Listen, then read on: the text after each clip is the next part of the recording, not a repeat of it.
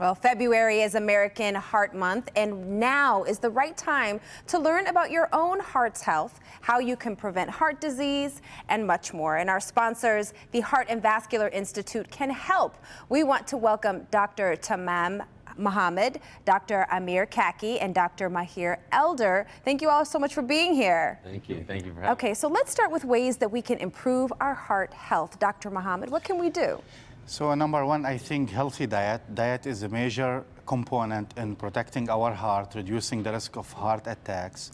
The type of diet we choose for our daily life is very important. We start with fiber. Fiber, and that's why I have vegetables and fruit in front of me. Fiber is very important to reduce the risk of heart attack and stroke. Fiber including fruits, vegetables, oatmeal, nuts. We recommend usually between 25 to 36 grams daily of fiber. That will reduce your risk of heart attack. Fats, there is different type of fats, and there is healthier fats. For example, the polyunsaturated fat like the olive oil is good for the heart versus the trans fats like the fast food is bad for the heart. Okay. Meat, red meat usually is worse than the white meat. Grilled is better than fried food in general. Grilled meat is reducing the risk of heart attack. Fried food and meat is bad for the heart. Okay. Sugar, we should minimize the sugar in our daily consume in our meals, in our food.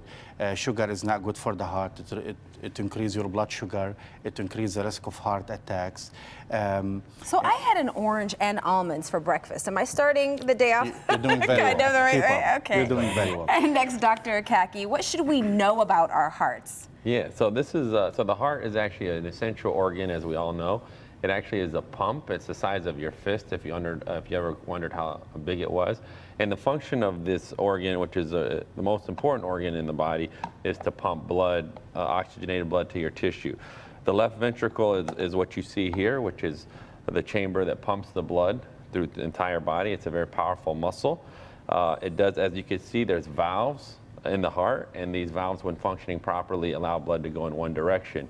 There are diseases of the valve where the blood goes in the wrong direction, could go backward, or the valve is stenotic.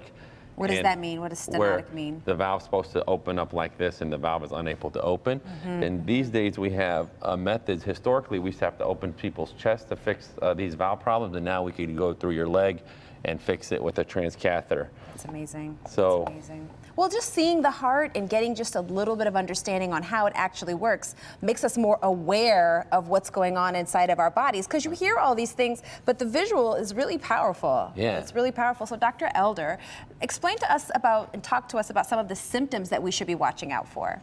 Well, the symptoms can vary from patient to patient, but the more common symptoms are chest pain and shortness of breath. Some patients will have chest pain. They would describe it as heaviness, tightness in the chest, sometimes radiating to the left arm, occasionally up to the jaw. And each patient can present differently, but the chest pain and shortness of breath are the signs that you look for. In females, it can present a little differently. In females, it can present sometimes as back pain or more shortness of breath. And these are symptoms that are very serious and cannot really be dismissed. Now, if we experience some of these symptoms, what should we do? Well, the first thing you should do is not take it lightly. It should be evaluated by a healthcare professional. Contact your local physician or go directly to the emergency room, especially if these symptoms occur on exertion relieved with rest.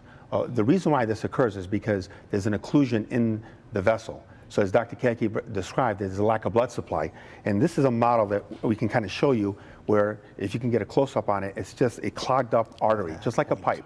And so there's a lack of blood supply coming to the heart, and there's less perfusion. And so therefore you get the chest pain, with our warning signs that you need to be seen right away. Take this symptom seriously, because I think a lot of times we like to overlook these things. Exactly. Now, if you have any questions and concerns about your heart health or that of a loved one, these doctors will be on the Local 4 Facebook page after the show. Join them for a Facebook Live session starting at 11:15. The Heart and Vascular Institute has locations in Detroit, Dearborn, and Southfield. And to learn more about what their team can do for you, visit their website, heartteam.com. Doctors, thank you so much. Thank you for having us.